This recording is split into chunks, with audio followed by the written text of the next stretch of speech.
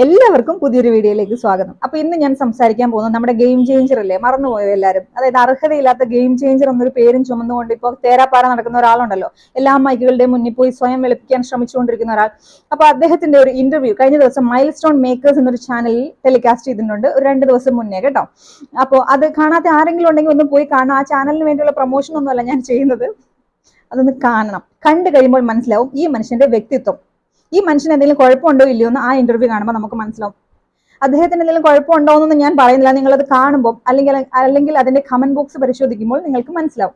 അതായത് ഓപ്പോസിറ്റ് ഇരിക്കുന്ന അല്ലെങ്കിൽ ഒരു ഇന്റർവ്യൂവറിനോട് സംസാരിക്കുമ്പോൾ എങ്ങനെയാണ് ഇദ്ദേഹം ബിഹേവ് ചെയ്യുന്നത്, അദ്ദേഹത്തിന്റെ ബോഡി ലാംഗ്വേജും ചില മാനറിസങ്ങൾ നമ്മളെ എന്തൊക്കെയാണ് ഓർമ്മിപ്പിക്കുന്നത് എന്ന് നമുക്ക് ആ ഇന്റർവ്യൂ വീഡിയോ കാണുമ്പോൾ മനസ്സിലാകുന്നതായിരിക്കും. ഓക്കെ, അപ്പോൾ ഞാൻ പറയാൻ വന്നൊരു കാര്യം, ആ ഇന്റർവ്യൂവിൽ പുള്ളിയുടെ വായിൽ നിന്ന് പോയൊരു മിസ്റ്റേക്ക് ഉണ്ട്. അതിനെക്കുറിച്ച് സംസാരിക്കാനാണ് ഞാനിവിടെ വന്നിരിക്കുന്നത്. അപ്പൊ അത് പറയണമെങ്കിൽ തുടക്കം മുതലുള്ള കുറച്ച് കാര്യങ്ങൾ ചുരുക്കി പറയേണ്ടതായിട്ടുണ്ട്. ഓക്കെ, അതുകൊണ്ട് അറിഞ്ഞുകൊണ്ട് വലിച്ചു നീട്ടാന്നൊന്നും ആരും വിചാരിക്കരുത് കേട്ടോ.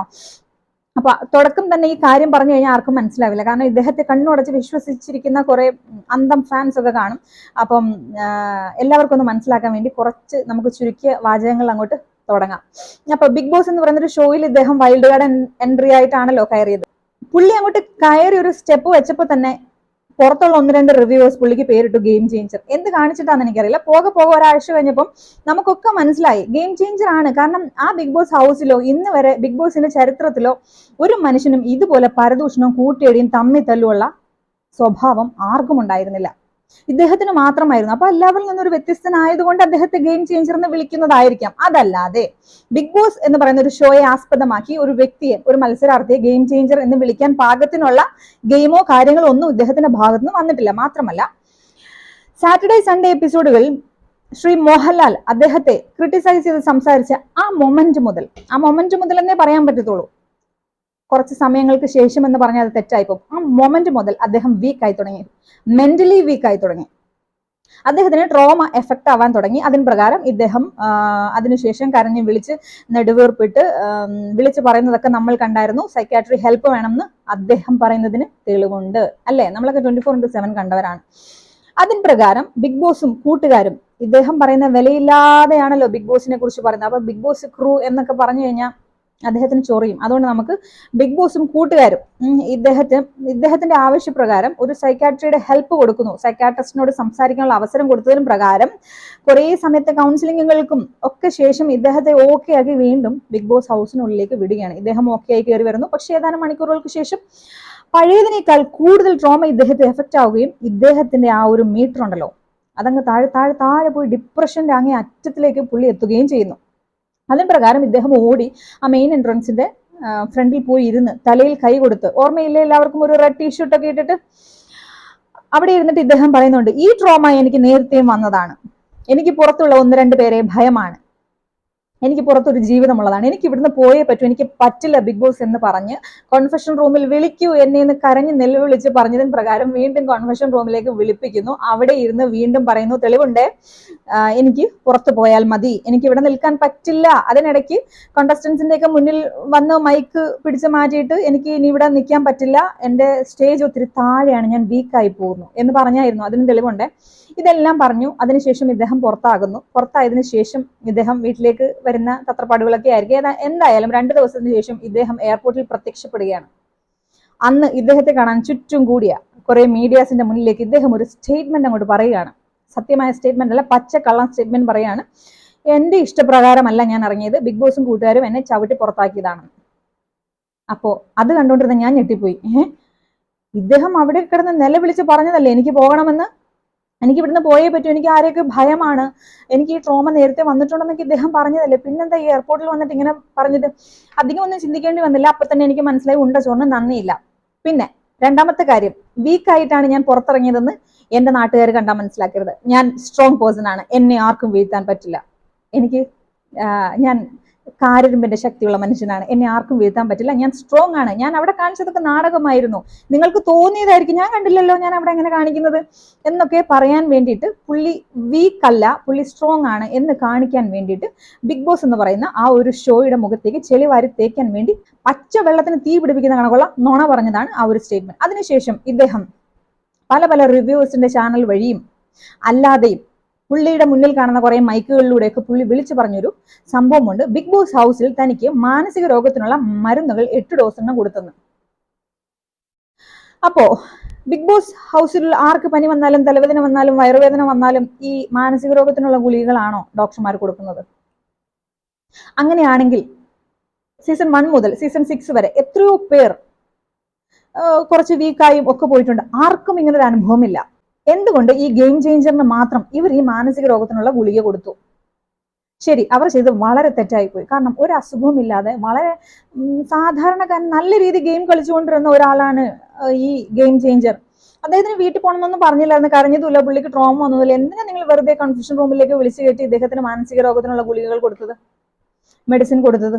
അങ്ങനെ ചെയ്തുവെങ്കിൽ അത് തെറ്റായിപ്പോയി. നേരെ മറിച്ച് എനിക്ക് പോകണം, എനിക്ക് ട്രോമ നേരത്തെ വന്നിട്ടുണ്ട് എന്ന് വിളിച്ചു കൂവി ഇത് കൊടുക്കുമായിരുന്നെങ്കിൽ ഓക്കെ. അങ്ങനെയാണെങ്കിലും കൊടുത്തതിന് എന്തെങ്കിലും തെളിവുണ്ടോ നിങ്ങളുടെ കയ്യിൽ? ബിഗ് ബോസിനോടാ ചോദിക്കുന്നത് കേട്ടോ. ഈ ഗെയിം ചേഞ്ചറിന്റെ ഭാഗത്ത് നിന്ന് ഇച്ചിരി നേരം ഒന്ന് സംസാരിക്കട്ടെ. എന്തിനാണ് ഈ ഗെയിം ചേഞ്ചറിന് നിങ്ങൾ ഈ മരുന്ന് കൊടുത്തത്? അങ്ങനെ കൊടുത്തതിന് തെളിവുണ്ടോ? ബിഗ് ബോസിലെ മത്സരാർത്ഥികൾക്ക് ഏത് സർവീസ് കൊടുത്താലും അതിനൊരു തെളിവ് നിങ്ങളുടെ കയ്യിൽ ഉണ്ടാവില്ലേ? സപ്പോസ് സിജോയ്ക്ക് ഒരു സർജറി കഴിഞ്ഞു, റസ്മിനെ കൊണ്ട് ഹോസ്പിറ്റലിൽ പോയി, ഇതിന്റെയൊക്കെ ഒരു സമ്മറിയോ അല്ലെങ്കിൽ പ്രിസ്ക്രിപ്ഷൻസോ ഒന്നും നിങ്ങൾ കീപ്പ് ചെയ്യാറില്ലേ? എല്ലാം കാണും അവരുടെ കയ്യിൽ അല്ലേ? അപ്പം അവരുടെ കയ്യിൽ കാണുമല്ലോ ഇദ്ദേഹത്തിന് കൊടുത്ത മെഡിസിൻസ്. ഇനി വെറുതെ ആയിരിക്കും ഇദ്ദേഹത്തിന് കൊടുത്തത്? ഒരു ഡൗട്ടും കൂടെ. ബിഗ് ബോസിന്റെ ഭാഗമായിരുന്നപ്പോൾ തന്നെയാണല്ലോ ഈ മെഡിസിൻ ഇദ്ദേഹത്തിന് കൊടുത്തു എന്ന് പറയപ്പെടുന്നത്. അങ്ങനെയാണെങ്കിൽ ചുമ്മാ വീട്ടിലോട്ട് പോകുന്ന മനുഷ്യന് മാനസിക രോഗത്തിന്റെ 8 ഗുളിക കൊണ്ട് വയലോട്ട് ഇട്ട് വെള്ളം ഒഴിച്ചു കൊടുക്കേണ്ട ആവശ്യം ബിഗ് ബോസിന് ഇല്ലല്ലോ. അപ്പോ എയർപോർട്ടിലോട്ട് പോകാൻ നിന്ന വ്യക്തിക്കല്ല കൊടുത്തത്, ബിഗ് ബോസിന്റെ ഭാഗമായിരിക്കെ കൊടുത്തു എന്നാണ് പറഞ്ഞത്. അങ്ങനെയാണെങ്കിൽ ബിഗ് ബോസിന്റെ ഭാഗമായിരുന്ന ഏത് റൂമിലാണ് ഇദ്ദേഹത്തിന് പെൻ, പേപ്പർ, ഫോൺ ഇത് കൊടുത്തത്? ഇത് മൂന്നും ഇല്ലാതിരിക്കെ ആദ്യമായി കണ്ട ഒരു മെഡിസിന്റെ പേര് ഇദ്ദേഹം എങ്ങനെ ബൈഹാർട്ട് ചെയ്തു? ഇത് എന്തിനുള്ള മെഡിസിൻ ആണെന്ന് ഇദ്ദേഹത്തിന് എങ്ങനെ മനസ്സിലായി? അതോ ഇദ്ദേഹം അതായത് ഇദ്ദേഹം ഒരു ഡോക്ടറാണോ, നേഴ്സാണോ, ഫാർമസിസ്റ്റ്, എന്തെങ്കിലും അല്ല എന്നാണ് എനിക്ക് തോന്നുന്നത്.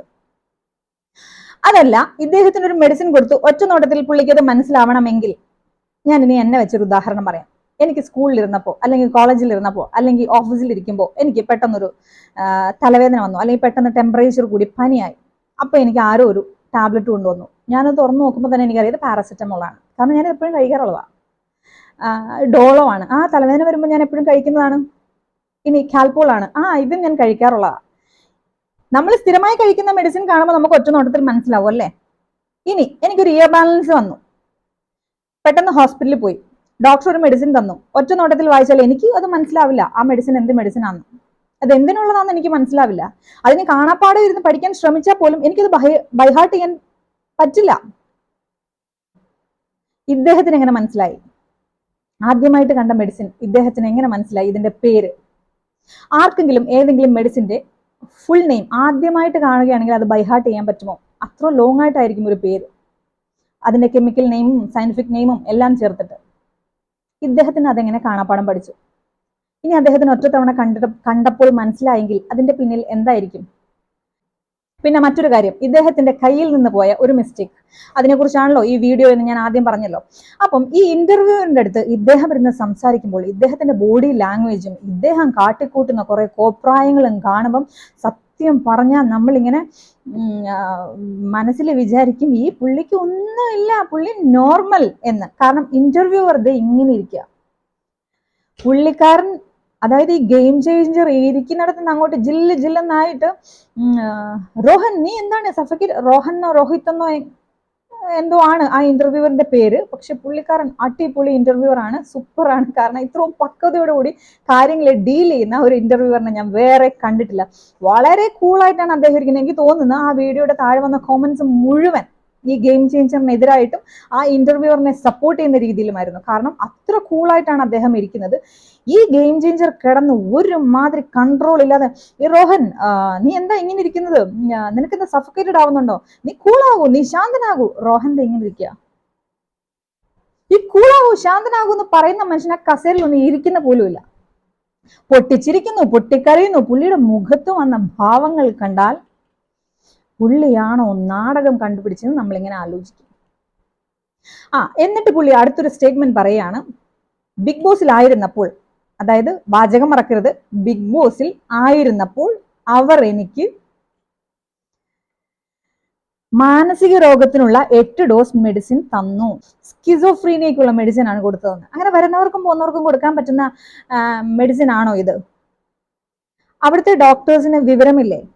ബിഗ് ബോസ് എന്ന് പറയുന്ന ഒരു ഷോയുടെ ഭാഗമായിരിക്കുന്ന മെഡിക്കൽ ടീം എഫിഷ്യന്റ് ആയിട്ടുള്ള ഡോക്ടേഴ്സ് ആണുള്ളത്. ബാക്കി എന്ത് ക്രൂസിനെ കുറിച്ചും ബിഗ് ബോസിൽ പോയിട്ട് തിരിച്ചിറങ്ങിയവരും ഇവരെ പൊക്കിക്കൊണ്ട് നടക്കുന്ന 1-2 റിവ്യൂവേഴ്സ്, PR ടീമുകൾ എന്ന് തന്നെ വിളിക്കാം ഇവരും ചിലപ്പോൾ ബിഗ് ബോസിനെയും അവരുടെ ക്രൂസിനെയും ഒക്കെ കുറ്റം പറഞ്ഞെന്നിരിക്കും.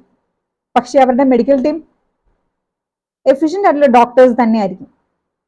ആ ഡോക്ടേഴ്സ് ഒന്നും കാണാതെ സ്കിസോഫ്രീനിയക്കുള്ള മെഡിസിൻ ഇദ്ദേഹത്തിന് കൊടുത്തു എന്ന് പറഞ്ഞാൽ, ഒരിക്കലും കാണാത്ത മെഡിസിന്റെ പേര് ഇദ്ദേഹം വളരെ വ്യക്തമായി ബൈഹാർട്ട് ചെയ്തു എന്ന് പറഞ്ഞാൽ, ഇനി അതിനപ്പുറത്തേക്ക് അത് പോട്ടെ, അതിനെക്കുറിച്ച് നമുക്ക് ചിന്തിക്കേണ്ട. ഇനിയാണ് ഇദ്ദേഹത്തിന്റെ ഭാഗത്ത് നിന്ന്, ഇദ്ദേഹത്തിന്റെ വായിൽ നിന്നൊരു മിസ്റ്റേക്ക് അങ്ങോട്ട് വീണത്. അത് എത്ര പേര് ശ്രദ്ധിച്ചു എന്നറിയില്ല, പറഞ്ഞു തരാം. ഇതിനെ തുടർന്ന് എന്ത് നിയമ നടപടികൾ ഉണ്ടായാലും നേരിടാൻ ഞാൻ റെഡിയാണ്. അതായത് ഇന്റർവ്യൂവറായ റോഹനോട് ഇദ്ദേഹം പറയാണ്, ഈ മാനസിക രോഗത്തിനുള്ള 8 മെഡിസിൻ ഇദ്ദേഹത്തെ മലർത്തി കിടത്തി ബലമായി വായിലേക്കിട്ട് വെള്ളം ഒഴിച്ചു കൊടുത്തു എന്നാണല്ലോ പറയുന്നത്. ഇതിനെ തുടർന്ന് എന്ത് നിയമ നടപടികൾ ഉണ്ടായാലും ഞാൻ അതിനെ നേരിടാൻ റെഡിയാണ്. ഹലോ, നിങ്ങളാണ് മെഡിസിൻ കഴിച്ചത്, നിങ്ങൾ എന്തിനാ നിയമ നടപടികളെ നേരിടുന്നത്? നിങ്ങൾ കൊണ്ടുപോയി കേസ് കൊടുത്താൽ പോരെ? നിങ്ങളല്ലേ വിക്ടിം. നിങ്ങൾക്ക് അസുഖമൊന്നും ഇല്ലാതിരിക്കെ നിങ്ങൾക്ക് ഏതോ ഒരു അസുഖത്തിനുള്ള മെഡിസിൻ തന്നു എന്നാണ് പറയുന്നത്. അപ്പൊ നിങ്ങൾ എന്തിനാ നിയമ നടപടിയെ നേരിടുന്നത്? നിങ്ങൾ കൊണ്ടുപോയി കേസ് കൊടുത്തിട്ട് ബിഗ് ബോസിന്റെ ടീം നേരിടുകയല്ലേ ചെയ്യേണ്ടത്? അപ്പം എവിടൊക്കെയോ എന്തൊക്കെയോ കലങ്ങി തെളിഞ്ഞു വരുന്നുണ്ടല്ലോ. എന്തുകൊണ്ട് താങ്കളെ ഇങ്ങനെ മാനസിക രോഗത്തിന്, അത് ചെറിയൊരു ഒഫൻസ് ഒന്നുമല്ല, മാനസിക രോഗത്തിനുള്ള ഒരു ഗുളികയൊന്നും അല്ല കൊടുത്തേക്കുന്ന, 8 ഡോസ് മെഡിസിൻ. നമ്മളിപ്പം ആന്റിബയോട്ടിക് ഒരു ഡോസ് എന്ന് പറഞ്ഞാൽ 5 ദിവസം നമ്മൾ കഴിക്കേണ്ടി വരും. അപ്പൊ 8 ഡോസ് എന്ന് പറയുമ്പോൾ എന്താണ് ഇദ്ദേഹം ഉദ്ദേശിക്കുന്നത്? ഇനി 8 എണ്ണമാണോ ഇദ്ദേഹം ഉദ്ദേശിക്കുന്നത്? 8 ഡോസ് ആണോ? അങ്ങനെയാണെങ്കിൽ ഇദ്ദേഹം എന്തുകൊണ്ട് കേസ് ഫയൽ ചെയ്യുന്നില്ല? എന്തുകൊണ്ട് നിയമ നടപടിക്ക് പോകുന്നില്ല? നിയമ നടപടിക്ക് നേരിടാൻ ഞാൻ റെഡിയാണ് എന്നാണ് പറയുന്നത്. എന്തിനാ ഇദ്ദേഹം നിയമ നടപടി നേരിടുന്നത്? ഉള്ള കേസിന് പോലും പുള്ളി പോകാറില്ല. അതെന്തെങ്കിലും ആയിക്കോട്ടെ, അതിനെക്കുറിച്ചൊന്നും കടക്കാൻ ഉദ്ദേശിക്കുന്നില്ല. അതായത് ഇദ്ദേഹത്തിന്റെ വായിൽ നിന്നും കഴിഞ്ഞ ദിവസം വീണ ഒരു സത്യമോ കള്ളമോ അതെനിക്കറിയില്ല, ആ വാചകമാണ്, ഇതിനെ തുടർന്ന് എന്ത് നിയമ നടപടി വന്നാലും നേരിടാൻ ഞാൻ റെഡിയാണ്. വിക്റ്റിമായ ഇദ്ദേഹം എന്തിനു നേരിടണം? ഇദ്ദേഹം കൊണ്ടുപോയി കേസ് കൊടുത്തിട്ട് ബിഗ് ബോസ് നേരിട്ടാൽ പോരെ? എന്താ കേസ് കൊടുക്കാത്തെ? കാരണം തെളിവ് ഇല്ല ഈ ഗെയിം ചേഞ്ചറിന്റെ അടുത്ത്. നേരെ മറിച്ച് ബിഗ് ബോസ് ടീം എന്തുകൊണ്ടാണ് ഈ 1-2 റിവ്യൂവേഴ്സും ഈ ബിഗ് ബോസിൽ പോയിട്ട് ഒരു കുന്തവും സാധിക്കാതെ വെറും കൈയോടെ തിരിച്ചിറങ്ങി വന്ന കുറെ കോണ്ടസ്റ്റന്റ്സും ഒക്കെ ഇരുന്ന് ബിഗ് ബോസ് കൊള്ളില്ല, ചുമ്മാ അതാണ് ഇതാണെന്നൊക്കെ പറയുമ്പോൾ ഇവരെന്തുകൊണ്ടാണ് മിണ്ടാതിരിക്കുന്നതെന്ന് അറിയാം. അവരുടെ കയ്യിൽ എല്ലാത്തിനുമുള്ള തെളിവുകളുണ്ട്. അവർക്കിപ്പോ എല്ലാത്തിനും മറുപടി കൊടുക്കേണ്ട ആവശ്യമില്ല. ഈ ഷോ പൂർവാധികം ശക്തിയോടെ അടുത്ത വർഷവും മുന്നോട്ട് തന്നെ പോകും. അപ്പോ ഇങ്ങനെയുള്ള ആളുകൾ വഴിനീളെ ഇങ്ങനെ പറഞ്ഞു നടക്കുന്ന കാര്യങ്ങളൊന്നും വലിയ കാര്യമായിട്ടൊന്നും എടുക്കണ്ട. ആ ചാനലിൽ പോയി നിങ്ങൾ ആ വീഡിയോ ഒന്ന് കാണുക. ആ ഇന്റർവ്യൂവറും ഇദ്ദേഹവും തമ്മിലുള്ള വ്യത്യാസം എന്തെന്ന് നമുക്ക് നല്ല രീതിയിൽ മനസ്സിലാകും. ഓക്കെ, എല്ലാവരും മൈൽ സ്റ്റോൺ മേക്കേഴ്സിൽ പോയി ആ വീഡിയോ ഒന്ന് കാണുക. കണ്ടിട്ട് എല്ലാവരും ആ കമന്റ് സെക്ഷനൊക്കെ ഒന്ന് നോക്കുക. നിങ്ങൾക്ക് ഒരുപാട് ചിരിക്കാൻ പറ്റും. മഴയൊക്കെയല്ലേ, ഈവനിങ് സമയത്ത് ചായയും കുടിച്ച് ചിരിച്ചുകൊണ്ടിരുന്നാൽ നല്ലൊരു കോംബോ ആയിരിക്കും അത്. ജോൺസൺ മാഷിന്റെ പാട്ടും മഴയും കട്ടൻ ചായയെക്കാളിലും നല്ല കോംബോ ആയിരിക്കും കോമഡിയും ചായയും തമ്മിൽ, ചിരിയും ചായയും. ഓക്കെ, അപ്പോൾ വീഡിയോ എല്ലാവർക്കും ഇഷ്ടമായിട്ടുണ്ടെങ്കിൽ ഒന്ന് കമന്റ് ചെയ്യുക, ഷെയർ ചെയ്യുക, ലൈക്ക് ചെയ്യുക ആൻഡ് സബ്സ്ക്രൈബ് ചെയ്യുക. Okay, thank you so much.